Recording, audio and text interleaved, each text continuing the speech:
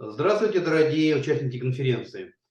Прежде всего, я хочу поблагодарить за приглашение поучаствовать в этом форуме и принести свои извинения, что я не могу физически присутствовать, поскольку я буду в это время как раз оппонировать на защите диссертации в Курске.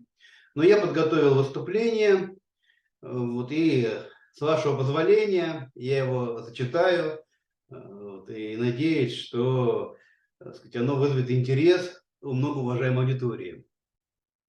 Цивилизационное наследие Золотой Орды. В последнее время приобрела острое политическое звучание проблема наследия Золотой Орды. В частности, на роль единого, даже единственного наследника ордынской государственности и культуры претендует постсоветский Казахстан. В Республике Казахстан создан научный институт по изучению Золотой Орды при Министерстве образования и науки. Второй президент Казахстана Касым-Жомарт Токаев неоднократно в своих публичных заявлениях подчеркивал прямую преемственность Казахстана и Орды. В частности, на форуме Улык-Улес Алтын-Орда в городе Атырау в октябре 2021 года он сказал: «История Золотой Орды неразрывно связана с летописью современной казахской государственности». Конец цитаты. В том же 2021 году Казахстан на высшем уровне праздновал 750-летие Орды. Запланировано празднование было на год раньше, но этому помешал ковид. В Академии наук Казахстана в настоящий момент готовится многотомный труд по истории Казахстана. Там целый том посвящен истории Золотой Орды, и все это будет отражено и в школьных учебниках, в учебниках для вузов в Республике Казахстан. А также на основе этого, как уже было заявлено, будет разрабатываться парадигма сплочения всех народов в единую гражданскую казахстанскую нацию. Надо заметить, что 750-летие Орды отмечалось и в России, в Республике Татарстан, в Казани, на базе Института истории имени Марджани. Правда, без участия политиков высшего ранга. И мне бы хотелось процитировать слова заминститута Марата Габиддинова, который, упомянув о претензиях Казахстана на то, чтобы быть фактически единственным преемником Золотой Орды на постсоветском пространстве, заявил: «У татар в силу нашей истории развития процессов этногенеза есть тоже неотъемлемое право на наследие Золотой Орды». Конец цитаты. И в то же время татарский ученый подчеркнул: если кто-то ищет истоки своей государственности в золото-алдырском периоде, то не должны возникать бессмысленные битвы за первородство. Как у Римской империи нет одного наследника, так у Золотой Орды нет одного единственного исключительно законного наследника. Конец цитаты. Я думаю, что нельзя не согласиться с этим принципиальным утверждением, а также со следующими словами. Для казахов, татар и других тюркских народов Золотая Орда сродни Киевской Руси для русских, украинцев и белорусов. Конец цитаты. Вместе с тем, это в целом верная формула, нам кажется, с одной стороны, очень широкой, выходящей за пределы компетенции представителей гуманитарных наук, а в другом отношении слишком узкой. Я поясню. Преемство государств – это все-таки политический правовой вопрос. Он касается анализа правовых документов государств-предшественников, договоров, устройства механизма власти. Собственно, я вот добавил тут еще, что если уж быть верным и юридической букве, то все-таки прямым преемником наше постсоветские государства являются соответствующим республикам Советского Союза. Да, и в этом смысле Республика Казахстан, например, преемствует Казахской ССР. Да, а говорить о том, что тут государственная преемственность Золотой Орде, это с точки зрения права, наверное, достаточно дискуссионный вопрос. И вообще, все эти разговоры о преемственности государств, они всегда содержат в себе очень много сложных, опасных, дискуссионных вопросов конфликтогенных, потому что тут, например, возникает проблема государственных границ. И мне кажется, что вряд ли этим должны заниматься представители гуманитарных наук, тем более историки, философы, культурологи, да, это компетенция правоведов.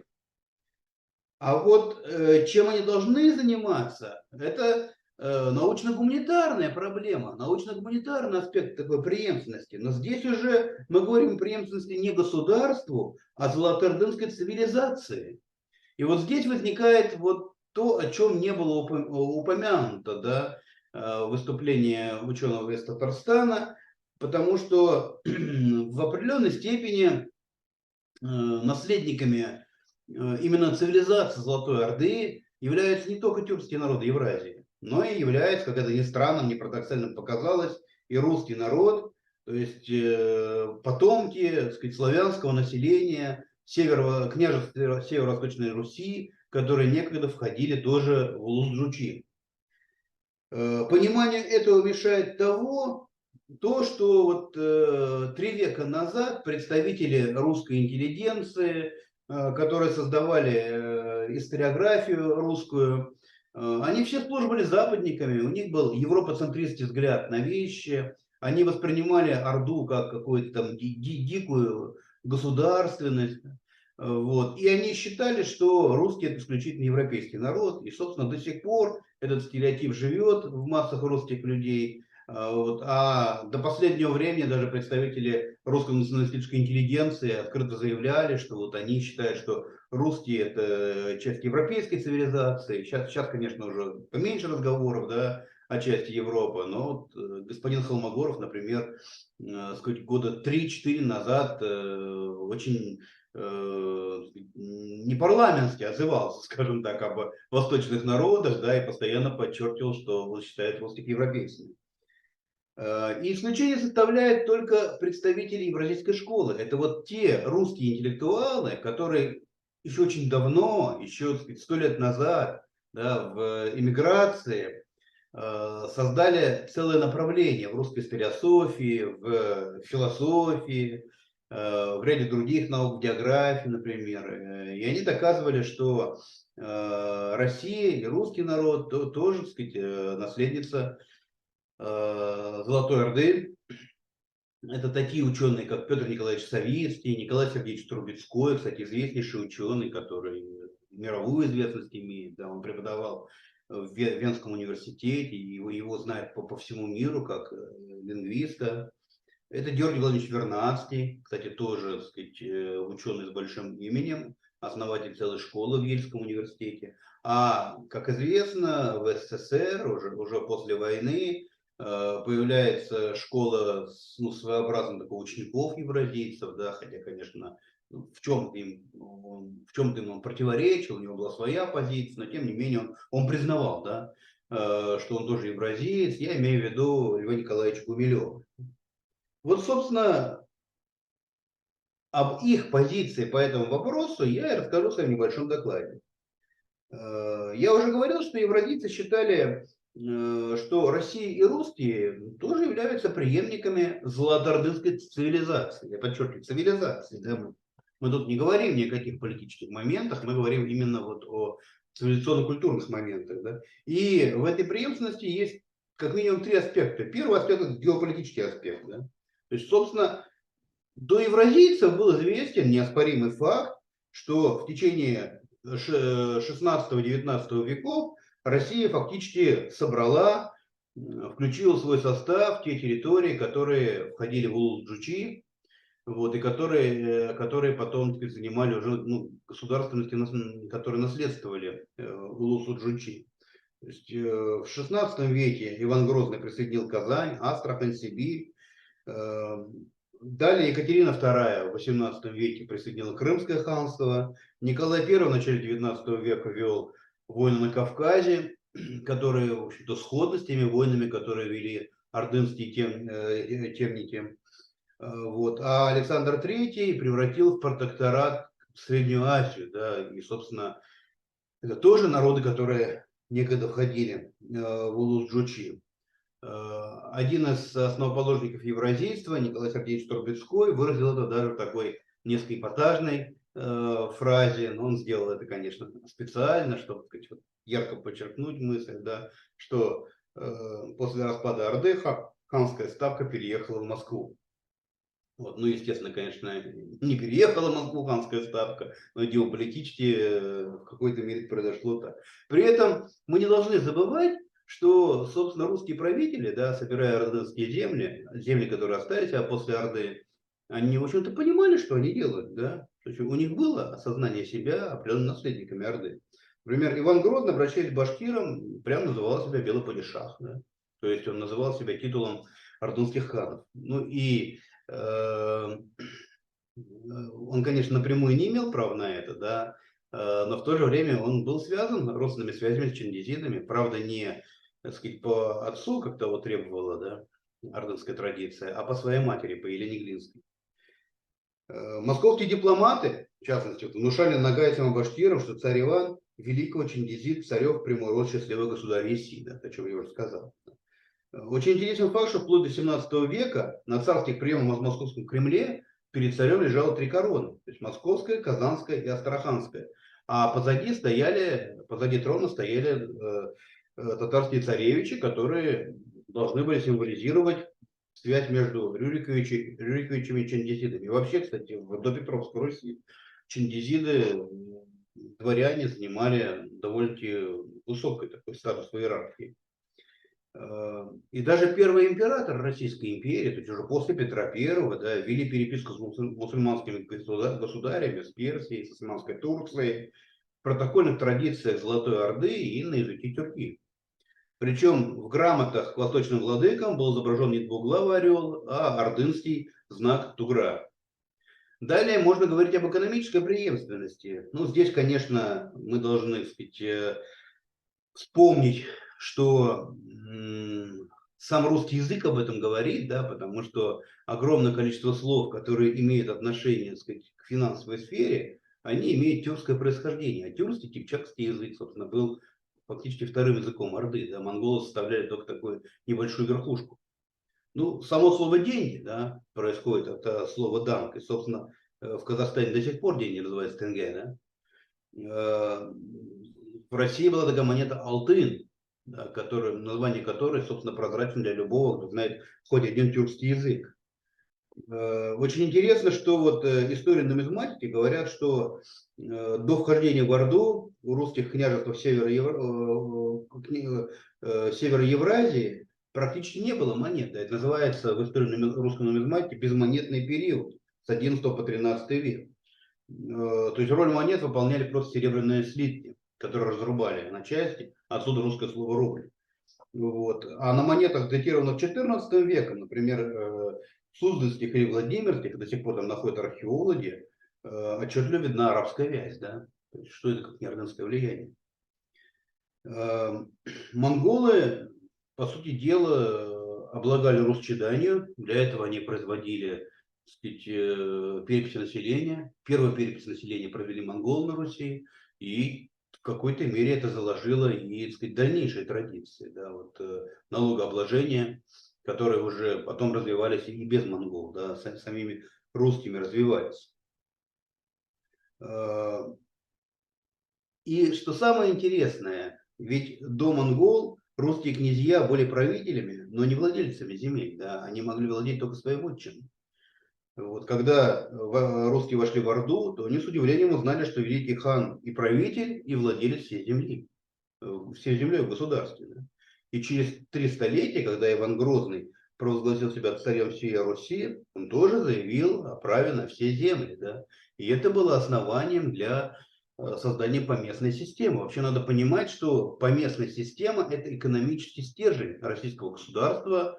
И по большому счету вот историки экономики России, да, они говорят, что был очень важный такой вот период в этой истории, то есть начиная вот с возникновения при Иване III крепостного права, поместной системы, да, и вплоть до 1861 года, когда крепостное право было отменено, поместная система, по сути дела, была упразднена, но, правда, она уже к тому времени давно уже, собственно, не была в том виде, в котором она когда-то была основана, да, то есть поместья уже превратились в частную собственность, каковой они изначально не были. Вот, но тем не менее, да, тем не менее, собственно, вот с концом поместной системы в какой-то мере заканчивается и революционная история, да. То есть потому что там начинается развитие капитализма, которое привело к тому, что просто Россия взорвалась, да, началась революция, гражданская война. То есть вот стержень, на котором стояла дореволюционное российское государство, это поместная система. А эта поместная система, она, в общем-то, очевидно, восточного происхождения. Правда, существуют споры по поводу того, откуда она взялась. Да? Вот евразийцы считали, что в какой-то мере это связано с Ордой, и вот именно ордынской идеей принадлежности всей земли великому хану. Да?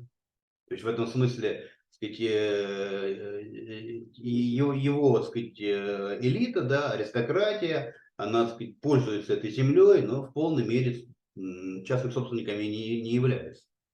Вот. Но существует, правда, альтернативная точка зрения, ее сторонником является очень известный, очень такой, ну, мне кажется, уважаемый историк Сергей Нефедов. Он один из представителей вот, межсистемного анализа, кстати, мне тоже очень близкого. Нефедов считает, что вообще-то это турецкая система. Она, так сказать, восходит к тимарной модели, которая была в Османской империи, где тоже действительно, так сказать, по закону Османской империи вся земля принадлежит Аллаху, ее распорядителем является султан, да, а султан наделяет ею тимариотов, да, то есть ну, военную аристократию, кавалеристов, которые служат султану, поставляют ему, сами, так сказать, воюют, поставляют ему конников, солдат, да, вот, а за это получает материальное обеспечение, ну, но только не деньгами, а тем, что, так сказать, им не даруется земля с крестьянами, а им она дается во временное пользование, да, они с этого просто получают какие-то доходы. Строго говоря, то же самое было и в России, да. То есть русские помещики вплоть до 18 даже века не владели, так сказать, своей землей и своими крестьянами, не были частными собственниками, да. Кстати, вспомним вот знаменитую комедию «Недоросль» Фанвизина. Она кончается тем, что у мадам Простаковой изымают ее поместье, да, в казну изымают и передает другому человеку, правда, ее родственнику. Потому что это государственная собственность, да. Помещик просто распределит государственной собственности. А он может пользоваться доходами с поместья только потому, что он служит государю. Да? Служит государю. Собственно, это азиатский способ производства. Кстати, вне зависимости от того, как решается вопрос о том, из Орды это пришло или из Турции это пришло, да, это азиатский способ производства. В основе экономики революционной России лежал азиатский способ производства. Да? Который Нефедов, кстати, называет древним социализмом, да, а другой современный экономист Михаил Антонов, такой славянофильский экономист, да, и исследователь славянофилов, кстати, тоже. Он даже писал, что Россия всегда была социалистической державой, а когда попытались русские цари завести капитализм, да, она ответила социалистической революцией. Кстати, интересно, что мы же очень мало знаем наследие Плеханова, да, а Плеханов откровенно заявлял, что в России не было феодализма в забытом смысле слова. Россия всегда была в этом смысле носительницей, так сказать, азиатского способа производства и мало чем отличалась от стран Азии в этом смысле. От той же Османской Турции или от того же там Египта эпохи Птолемеев, например. Да. Вот об этом как-то забыто, потому что в советские времена победила такая вот сталинская версия, где начали там вот эту западную схему везде накладывать, в том числе и даже на кочевые общества, да, у нас где-то там создали концепцию кочевого феодализма, да. Вот на самом деле все сложнее. И, собственно, евразийцы здесь указывали на экономическую преемственность России и Орды. Ну и культурная преемственность, об этом тоже можно очень долго говорить. Да? Я уже упоминал, что, собственно, около 5% вообще-то лексики русского языка это тюркская лексика, да, причем тюркизмы, то есть пришедшие из тюркских языков слова. Причем, сказать, очень важные слова, такие центральные зачастую. Да? Далее там евразийцы писали об одежде русских, допустим, московского периода, я имею в виду, да, о том, что она восходит, собственно, к персидской, даже китайской одежде, да, в какой-то мере. Ну, собственно, все это, безусловно, через Орду пришло. Кстати, интересный есть факт, что был же такой русский славянофил, да, Константин Аксаков, извините, который очень не любил Петра, Петровские реформы, он, сказать, по этому поводу возмущался, призывал вернуть старые традиции, там, старые какие-то культурные формы допетровские. И хотя дворянам ну, от дворян требовали, чтобы они брили бороды, чтобы они одевались на европейский манер. После Петра это, так сказать, ну, было требование вообще в законах отраженное. Да? Дворянина могли за то, что у него борода, в полицию вообще забрать. Кстати, Константин Леонтьев забирали. Константин Аксаков забирали в полицию. Так вот, он отрастил бороду, он носил, сказать, вот эту старинную, попросил, чтобы ему пошили старинную одежду, вот все эти кафтаны там, ну, какие были вот до Петра, да, русскую национальную одежду. Да, и что самое интересное, современники говорят, крестьяне принимали его на улицах за персиянина. Они думали, что это он ну, иностранец, перс. Да. Вот, это все-таки о чем-то говорит. Ну, здесь можно много об этом рассказывать, конечно, да, вплоть до того, что вот там нам очень мало известно русско-крестьянской цивилизации. Хотя сейчас появляются очень интересные какие-то работы, да, бердинских работы, если так называется. Да. Шанин, вот недавно умерший, был большой специалист по русско-крестьянской цивилизации. И вот если мы посмотрим убранство русской избы, да, то она напоминает, в общем-то, сказать, азиатское жилище, да, потому что там нет мебели в европейском смысле слова, да. То есть там вот все вещи укладываются в сундуки, кстати, сундук арабское слово, и оно присутствует и в тюркских языках тоже, да. И скорее всего, кстати, в русский язык пришло из тюркских языков, а вариация этого слова рундук, это вообще откровенно тюркское слово, да, слово урундык. Вот. И до сих пор в России в поездах вот эти вот, так сказать, ящички, да, называют рундуками. Так вот, собственно, русский крестьянский дом, да, это вот, ну, стол в середине, да, это печка, да, а вот по бокам просто сундуки, куда укладывается вся одежда, ну и для того, чтобы спать, все эти принадлежности. То есть мебель вот в европейском смысле слова, она была только у дворян, да, у мещан городских, и пришла в дома простых людей в результате сталинской модернизации. Да. Кстати, мы забываем, что сказать, в этом смысле Сталин был наследником Петра, да, потому что Петр переодел в европейскую одежду только 2% населения, да, то есть высшие слои, сказать, а Сталин всех переодел. Да. Ну, безусловно, тема неисчерпаемая такая, да, поэтому я не буду уже больше примеры приводить. Кстати, у меня в докладе, вот в письменном докладе, примеров, конечно, побольше. Я просто хочу уже, завершая, сказать, что, конечно, евразийцы понимали, что их будут упрекать в том, что они, так сказать, слишком акцентируют внимание вот на восточных корнях русской культуры. И евразийцы говорили, что нет, они не отрицают того, что, собственно, было и византийское влияние. Собственно, было и европейское влияние, с этим тоже спорить невозможно. Да? Но просто как-то нонсенсом является то, что русский народ, который, сказать, ну, долгое время находился, собственно, в составе Орды, да, и впитывал какие-то культурные флюиды, сказать, ордынской цивилизации, и долгое время общался и продолжает общаться, да, с тюркскими, с восточными народами. Он проникался, да, этим духом, он перенимал какие-то практики, он перенимал какие-то, так сказать, ну, культурные схемы, да, вот. И это тоже корень, да, это тоже корень государственности. Если продолжать мысль, которую высказал вот татарский ученый, он говорит, что Киевская Русь это вот такой исток для русских, украинцев, белорусов, да, а вот Орда это только для нас, для тюркских народов, да, то есть для татар, башкир, там, нагайцев, там, узбеков, казахов, да.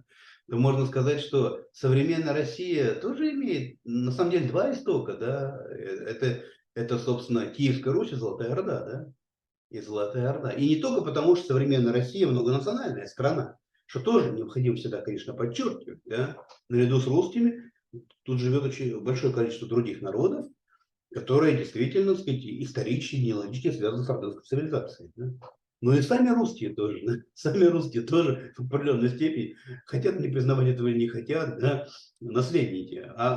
А признавать-то надо, да, потому что одним из главных методологических требований евразийцев что было, да? Трубецкой об этом пишет в своих замечательных статьях еще в первом евразийском сборнике «Исход к востоку». Он говорит, что целью жизни любого человека является самопознание. Да? То есть мы пришли в этот мир, чтобы лучше себя узнать, да? Чтобы понять, кто мы такие, да? Чтобы, сказать, какие цель перед собой поставить, да, и к ним стремиться. И целью любого народа, любой цивилизации тоже является самопознание.